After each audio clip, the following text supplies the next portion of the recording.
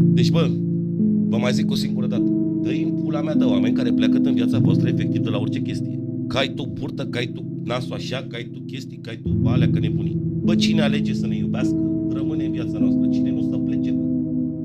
Bă, să plece, bă, frate, mă. Oamenii vin și pleacă. Uite așa, pe bandă, am 30 de ani, au apărut în viața mea mii de oameni, au plecat mii de oameni.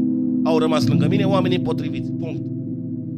Nu trebuie să stai să pleci după fiecare om care pleacă în viața ta, mă. Bă, important e să fii tu bine, important e să fie mă ta bine, dacă tu bine, mă tu și ta, sorta, familia ta, da?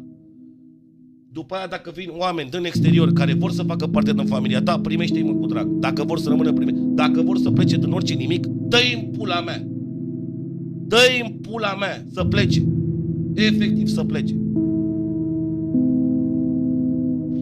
Să plece, frate. Nu aleg să mă rog de nimeni, să mă pun în genunchi pentru nimeni să stea în viață.